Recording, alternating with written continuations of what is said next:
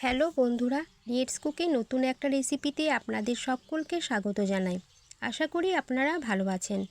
আপনারা অনেক রকমের আচার বানিয়ে খেয়েছেন। একবার লঙ্কা দিয়ে এরকম ঝাল ঝাল আচার বানিয়ে নিতে পারেন। কাঁচা লঙ্কার আচার বানিয়ে সারা বছর যেটা আপনারা সংরক্ষণ করে রাখতে পারবেন। এই আচারটা গরম গরম ভাতের সঙ্গে যেমন ভালো লাগবে, সেরকম আবার রুটি পরোটার সঙ্গেও খেতে পারবেন। তাহলে চলুন বন্ধুরা, রেসিপিটা দেখে নেওয়া যাক। কাঁচা লঙ্কার আচার বানানোর জন্য এখানে আমি নিয়েছি 300 গ্রাম কাঁচা লঙ্কা। এই লঙ্কাগুলো ঝাল, কালারটা আপনারা দেখেই বুঝতে পাচ্ছেন কাঁচা লঙ্কাগুলো খুব ঝাল। হাতে সামান্য সর্ষের তেল লাগিয়ে লঙ্কাগুলোকে কেটে নেব। সর্ষের তেল লাগালে আর হাতটা জ্বালা করবে না। এই কাঁচা লঙ্কাগুলোকে একটা কাঁচি দিয়ে এরকমভাবে কেটে নেব। সবগুলো কাঁচা লঙ্কা আমার এখানে কাটা হয়ে গেছে। এবার এই লঙ্কাগুলোকে একটা ছিদ্রওয়ালা ছুরির মধ্যে দিয়ে দেব। দেখবেন এর মধ্যে যে বীজটা আছে সেটা অনেকটাই ঝরে যাবে আর ঝালের পরিমাণটা একটু হলেও কম হবে। আপনারা যদি ঝাল খান তাহলে এই স্টেপটাও বাদ দিতে পারেন। যে পাত্রে আমি আচারটা বানাবো সেই পাত্রে আমি কাঁচা লঙ্কাগুলোকে ট্রান্সফার করে নিচ্ছি। এবার এই পাত্রের মধ্যে দিয়ে দিচ্ছি 1 টেবিল চামচ লবণ, আর তার সঙ্গে দিচ্ছি 1 টেবিল চামচ বিট লবণ। তারপর এটাকে খুব ভালোভাবে মিশিয়ে নেব। লবণটাকে ভালোভাবে মিশিয়ে নেবার পর এর মধ্যে দিয়ে দেব পাতিলেবুর রস। আমি এখানে 3টি বড় সাইজের পাতিলেবু নিয়েছি। এবার পাতিলেবুর জুসটাকে কাঁচা লঙ্কার মধ্যে দিয়ে দেব। এরকমভাবে দিয়ে দিচ্ছি। লেবুর রসটাকে দেওয়ার পর আবারও এটাকে মিশিয়ে নেব। মেশানো হয়ে গেছে।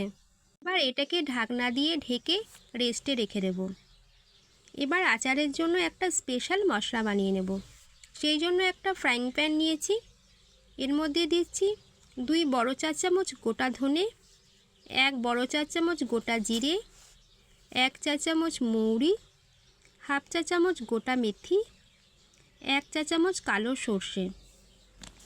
এবার মশলাগুলোকে লো ফ্লেমে ড্রাই রোস্ট করে নেব। মশলাগুলো রোস্ট করা হয়ে গেছে। এবার একটা প্লেটের মধ্যে মশলাগুলোকে রেখে দেব।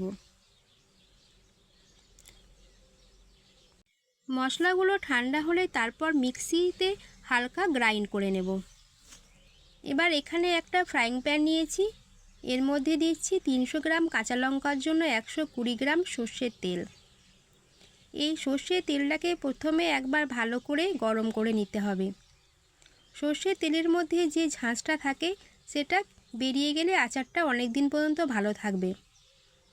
যখন দেখবেন তেলটা গরম হয়ে গেছে তখন গ্যাসের ফ্লেমটা বন্ধ করে দিতে হবে।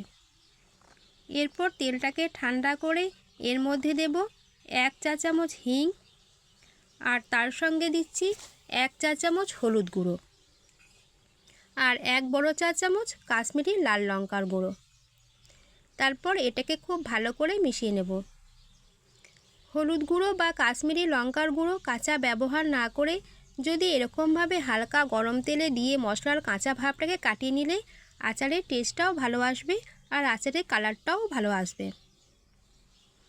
দেখুন রেস্টিংয়ে রাখা লঙ্কাগুলো অনেকটা নরম হয়ে গেছে। এবার এর মধ্যে দিচ্ছি যে মশলাটা বানিয়ে রেখেছিলাম, সেই পুরো মশলাটা এর মধ্যে দিয়ে দেব। আর তার সঙ্গে দিচ্ছি 1 চা চামচ কালো জিরে। আবারও খুব ভালোভাবে মিশিয়ে নেব। ভালো করে মেশানো হয়ে গেছে। এবার এর মধ্যে দিচ্ছি আগে থেকে ঠান্ডা করে রাখা তেল। আপনারা একবার এইভাবে বানিয়ে দেখবেন, টেস্টটা কিন্তু খুব সুন্দর আসে। তেলটা দিয়ে আবারও খুব ভালোভাবে মিশিয়ে নেব। সব কিছু ভালোভাবে মেশানো হয়ে যাবার পর এর মধ্যে দিচ্ছি 1 চামচ ভিনিগার। ভিনিগারটা দিলে আচারটাকে অনেক দিন পর্যন্ত প্রিজার্ভ করা যাবে আর আচারের মধ্যে টক ভাবটা থাকবে। তো তৈরি হয়ে গেল লঙ্কার আচার। কত ইজিলিভাবে লঙ্কার আচার তৈরি হয়ে গেল। এরপর একটা কাঁচের জারের মধ্যে আচারটাকে স্টোর করে রাখব। আশা করি আপনাদের রেসিপিটি ভালো লেগেছে। দেখা হবে আবার নেক্সট রেসিপিতে। ততক্ষণে ভালো থাকবেন, সুস্থ থাকবেন। ধন্যবাদ।